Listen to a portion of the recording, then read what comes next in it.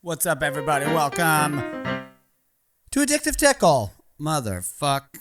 What happened? There we go. Hello. Welcome to Addictive Tickle, the most professional podcast on this side of the Mississippi. Where Taylor has a new accent every episode. Who's Taylor, you're asking? Oh, you guys. Did you forget? It's me. I'm Taylor. Taylor Clark, rhymes with trailer park. Don't forget it. I am your host, the only host, today and most days. Well, like, now it'll be half the days. I'll be by myself. The other half the days I'll be joined by my good buddy Mike. He's not that good of a buddy yet, but we're becoming very close quickly. Very talented comedian. And so far, so good. Great producer. He is technically savvy and smart and sexy.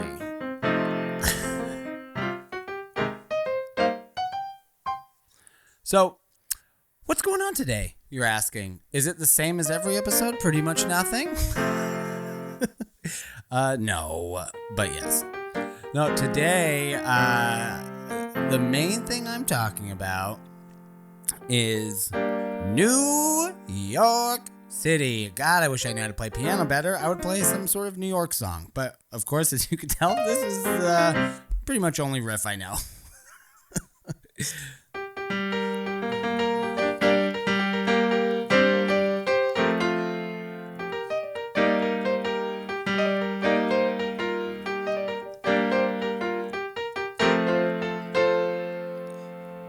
New York City, I'm on my way, and I'm coming to stay for a week. No, not permanently. I wish I could stay, but then again, I don't. I wish I could stay in New York. It's kinda shitty.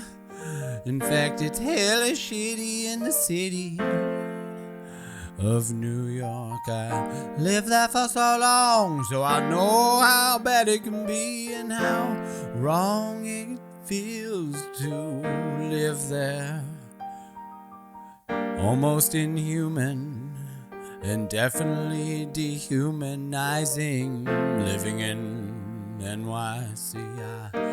I don't wish it upon my worst enemies. Oh no, it's a true hellscape unless, of course, you've got money.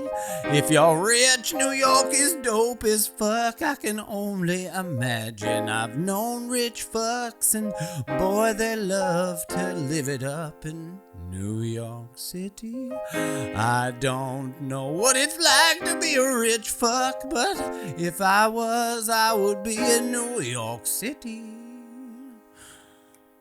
But I'm not, so I can only go for a week. But I'm excited because all my friends live there. And comedy is dope. You know, it can be dope. I am excited to go to New York so much. I lived there for 10 years. 9.3. I round up because they say you have to live in New York for 10 years to be a true New Yorker. And I mean, leaving at 9.3 is like, you know, dropping out of high school your senior year. It's like, come on. So as far as anyone's concerned, I graduated from New York University. Wait, that's an actual university. I graduated from Brooklyn City School, life school. I lived there for 10 years, 9.3.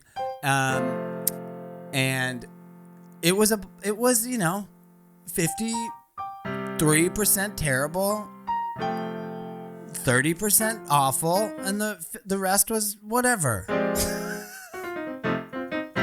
It was great. I loved all my friends. I'll tell you that. I had a really terrible job that I didn't not enjoy. I was a New York real estate agent, Brooklyn shithead. Just a fucking scoundrel. I like to think I was one of the good ones, but are there any good ones? Anyway, I'm using this podcast to repent for my sins as a salesman. So far, so good. I'm excited to see everybody. I have a big show. This is actually, I think, the first I've talked about it, considering everything was just kind of confirmed recently. No surprise. I have a big show that I am producing in Bushwick at Arrogant, which is an awesome fucking venue. They do a lot of comedy there, actually. And this will be me headlining a few other fantastic comics. Mark Norman, Nanny Haynes, to name a few. As long as everything works out, that should be great. And you guys should all come. Tickets will be online very soon. Listeners will get first dibs on tickets, that's for sure.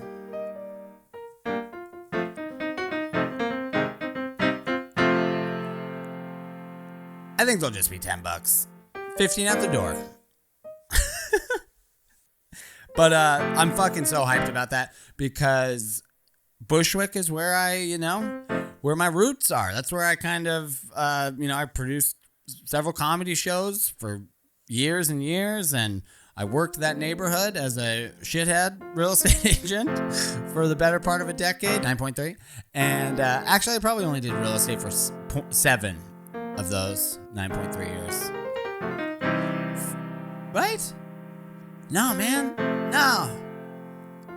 More like 8.3 of those years. What is this, a math show?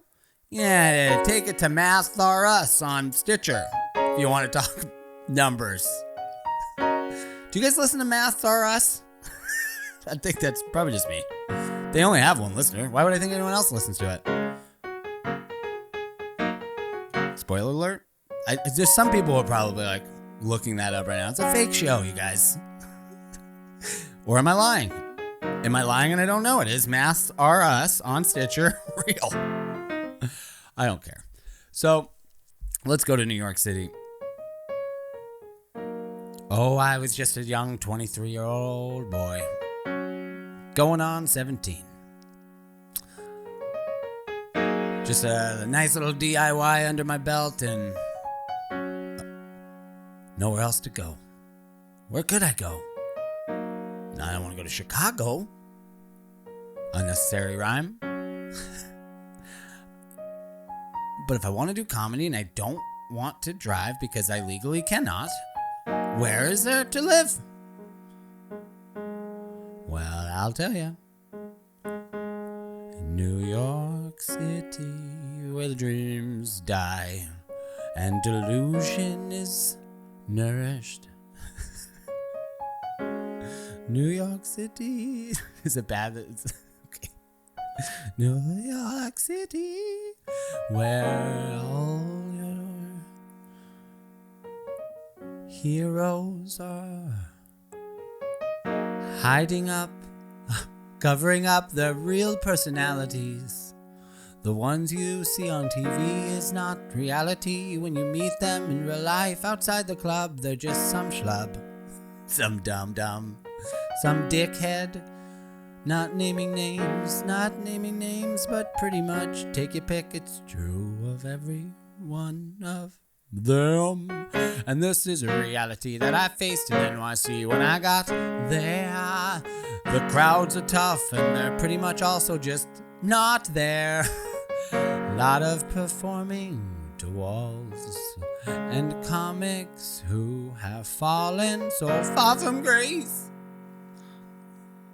That's the scene and I miss it so. I do. I get nostalgic. When I do bad shows now, I'm like, New York. Nobody here. Everybody's bummed. Home sweet home. And that is to say, not everybody's New York experience. It's just mine.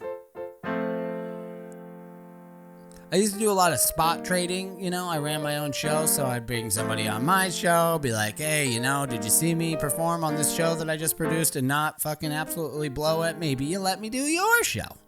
And sometimes they would. And I would always be so disappointed when I would get to their show and it would be like 10x worse than my bad show.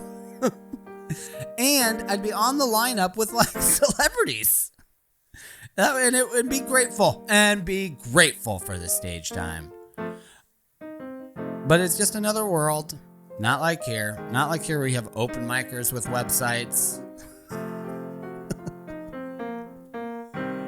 Who are pissed about the amount of feature work that they get. Which, by the way, feature work is paid stand-up comedy work in front of decent crowds, sometimes 6 20-minute spots in one weekend. And if you're a stage time addict like me, that is just a crack fever dream. A feature weekend is, I mean, like a career highlight. Should be to anyone. It really shouldn't be, but it is an exceptionally productive stage time, to say the least. And so to hear guys who are a year, 2 years into comedy outside an open mic going, man, I really should be featuring at the Underground more. I'm like, have you featured there at all? You've done feature work at a comedy club? You're 2 years into comedy, you ungrateful sack of fucks. That's how I think. I've been doing comedy 15 years. And when I did my first feature weekend at the Underground, I mean, gratitude is too kind of, it just doesn't illustrate what the feeling that I had when I got to do 6 20-minute spots in one weekend in front of actual audience members who paid to come. And granted, I mean, this is a lot because of my New York experience, which was, traumatizing.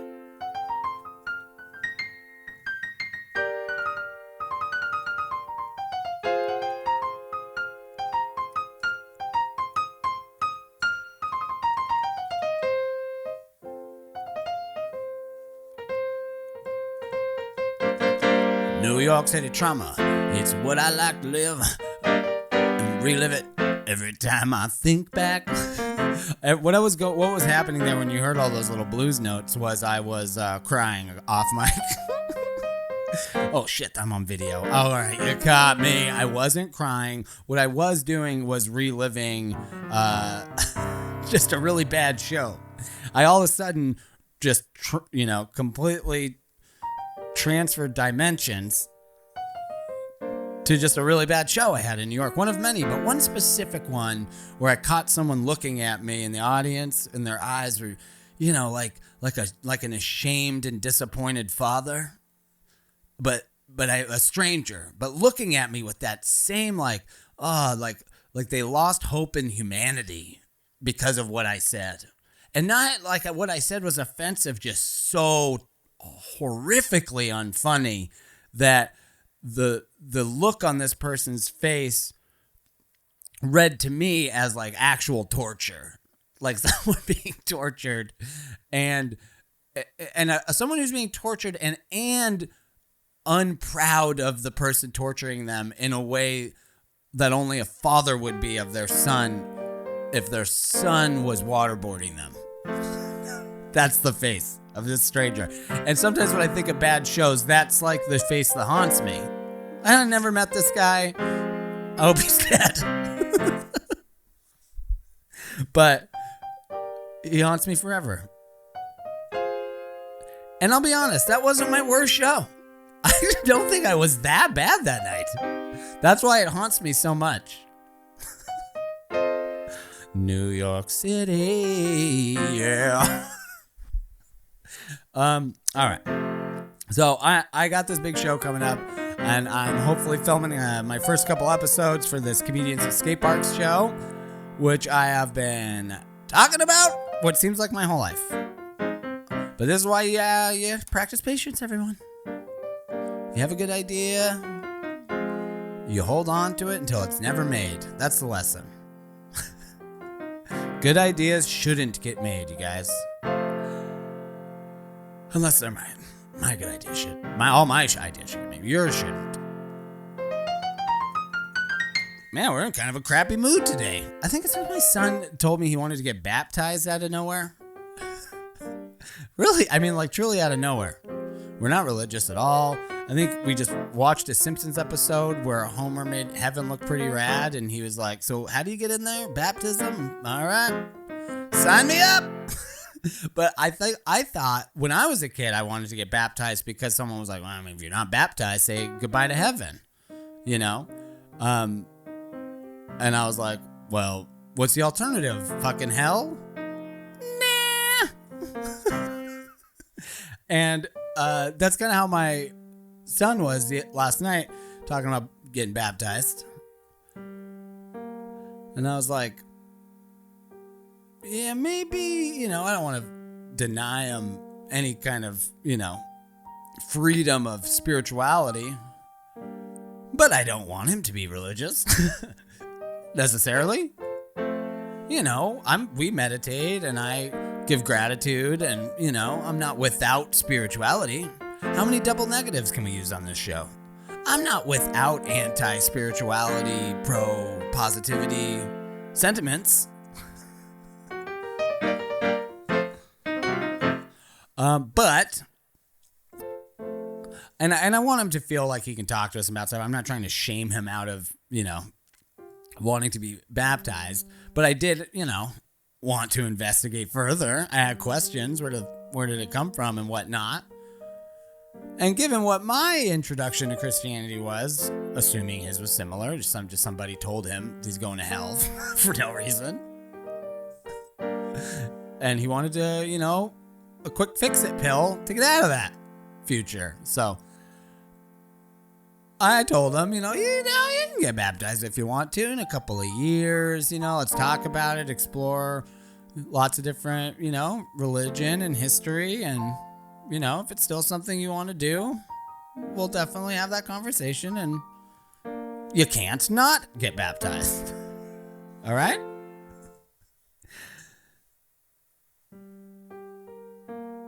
And he was fine with it, you know. He was like, yeah, for sure. But you could see the gears kind of turning, and he was like, you know, so tell me more about this this hell place. Oh yeah? Oh man, it sounds bad. Hey, but what if I get baptized tomorrow? I mean, you know, no rush, I guess, but tomorrow, I mean, is there a drive-through baptism we could go into? I mean, can you baptize me now, is what I'm asking. Is there a possibility to just do it now? That's not what he said, but that was kind of the energy I was getting. And you know, the story will unfold. I mean, this is last night. We talked about it a little bit today. I told him about the Crusades. We'll see if he's still into it. I didn't give him all the gory details, but, you know, they were brought up. He's 6. He's seen a Marvel movie or two. He can handle the Crusades, can't he? Judge me all you want, motherfuckers. Hey, look, I'm not anti-religious, but I'm not anti-religious. You understand? And not all religions, but I just have a little sensitivity to you know, Christianity, Catholicism. I just got ridiculed by a bunch of Christian kids who then went on to be, you know, rapey drug addicts. So I just don't have a lot of patience for it. I find there's too many holes in the logic, and time has, you know, not shown to be very, you know, has not been kind to religious people, religious history, let's say. Time has not been kind to religious history. It does not fare well. You know, you can't have a book that condones slavery floating around these days. And nor should you. Yeah, but it's this and it's that, and times were different, and it's like, yeah, exactly. Let's get out of here. Enough with this book. There are better books. It's not a bad book. There's value to be pulled from it. Don't get me wrong. But considering what we know now and all of the negative consequences that have stemmed from this religion and many others, do we really need it? I know it's important to you, but tax exemption? I know it might help you, individually, but like, are there better ways? Can we just start investigating better ways to make people feel good and make people like have a guide to, positivity, virtuous lifestyles? Do we need this dusty old book of fucking fiction? I don't know. I don't. This podcast is going to get into this stuff, I think, a lot. It just is on my mind. It's on my mind. And a lot of it's on my mind right now because I have a 6-year-old kid growing up in this goddamn world. Do I believe in God? I use the word goddamn enough. I say Jesus Christ here or there as an expletive, not as a positive.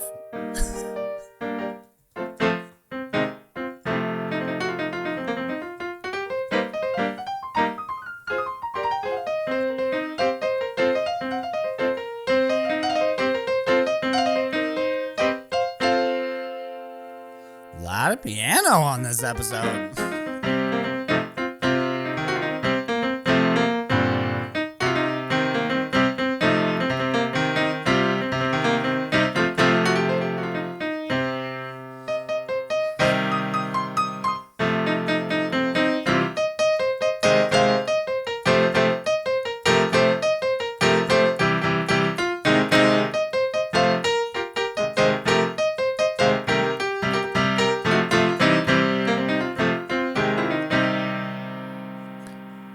Just having some fun.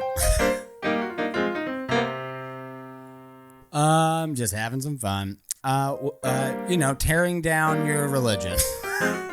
Look, you guys, I have so many friends that are religious. I honestly don't care what religion you are or if you're religious. I really don't.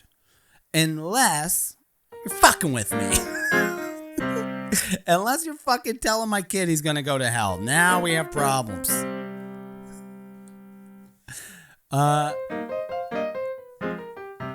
It's fine. I don't mind it at all until you're telling my kid that he was born with sin. And if he doesn't wash it off with fucking Jesus juice, he'll burn forever. And then I have problems, sure. But in the normal day-to-day, you fucking wear a cross at the grocery store, you hand me a fucking bag of potatoes, I don't give a fuck. God bless you too. God bless you too, you fucking holy potato bitch. I love ya. I love everybody. I really do. I even love the worst of the worst. Got love for you. And isn't that the Christian thing? That I just have love in my goddamn heart. Is it weird to talk about this stuff while I play the fucking blues? I worship love. I got nothing but love in my heart. Hope and love and positivity. You know what I mean? I just think I've lived a good life and the future is bright.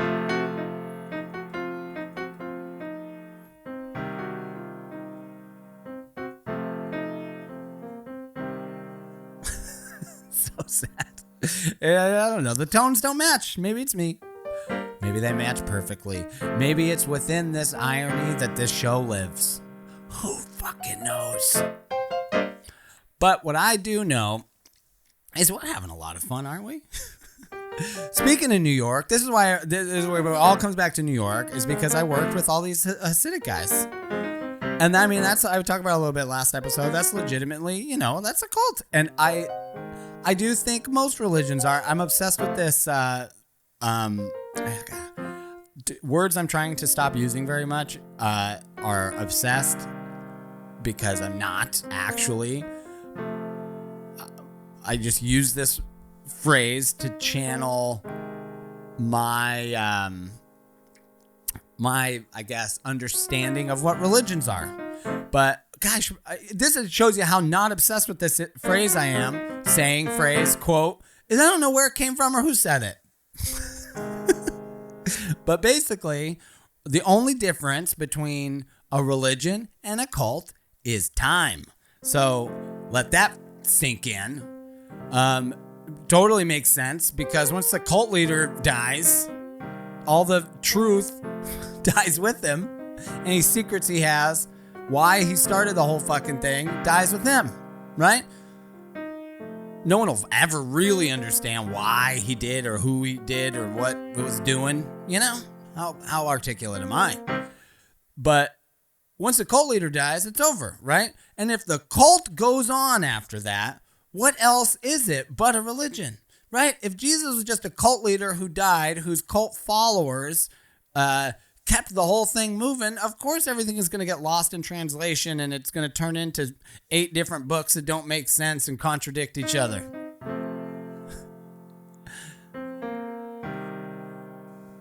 You know?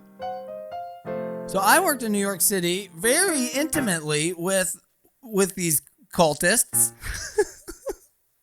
It sounds so harsh, but I mean, like, in much more traditional definition of the word cult, the Hasidic population, I mean, we'll go into it on the next episode when I have Mike here to be able to look this stuff up on the fly, but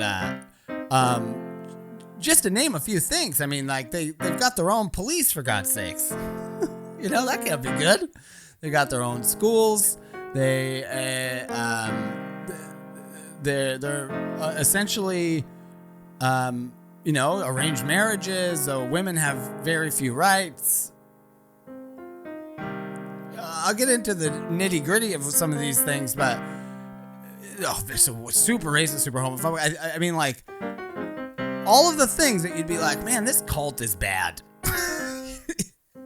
But it's Jewish. And they have a lot of, you know, control and money and power. And, you know, in America, freedom of religion is a hell of a fucking right.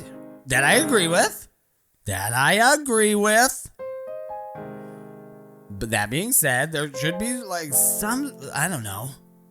I hesitate to say religious regulations, but if you're in a religion and one of the things is, like, murder or something, right? You can't do that, right? And I think, like, stripping a woman away from their rights, I mean, I guess it's consensual. I don't know, but there's something not good there, right? Come on, there's shit we gotta come in and crack down on something. There's just a little nuts over there.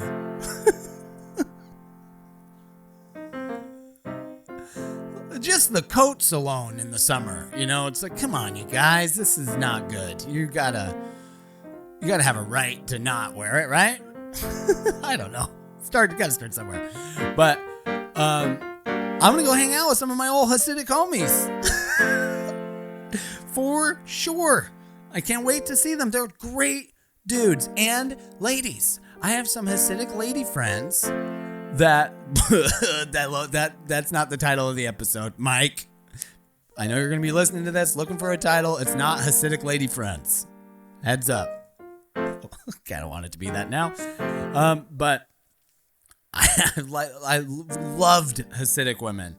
Almost at 100% majority. Like, it was, they're great. I love them. There's so much, they have great sense of humor. Hasidic men too, great sense of humor. Unless you want to talk about, you know, they're, you know, some racist jokes. They're racist and homophobic. A lot of them. Very unintentionally, innocently, did have no idea. And I'd like to think my relationship alone with many of these Hasidic people that I knew helped them become less racist and homophobic. Because of, you know, stories I would tell them, relationships I would introduce them to. The blues begins. It's not true. They're not any more less racist or less homophobic because of me. That's just something I tell myself to justify my relationship with them, because they liked me, and I'm a sucker for people who like me. God damn it, if I have a weakness, it's that.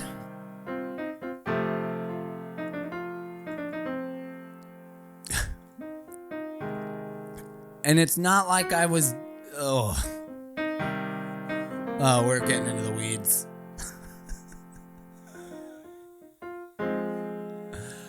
Trust me, I cut ties with many a landlord over some of this shit. Dayla, could you bring me someone who's not black? I could bring you nobody ever again now because of what you just said. And that is exactly how this relationship will proceed. Goodbye. You'd be surprised how openly racist so many Hasidic landlords are. What do? Report them? What good would that do? Report them to who? The Hasidic police? What are they going to do? Then this guy goes and he goes, it wasn't me. It was this other guy who looks just like me. The court cases against these Hasidic landlords are remarkable and twisted and crazy. Oh, man. I'm going to bring a guest on and we'll tell some stories. Oh, I'll bring my homie Haley on.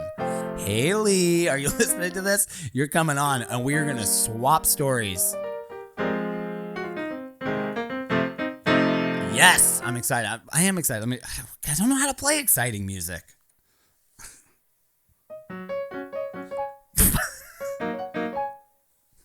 How do you get excited on the piano? I'm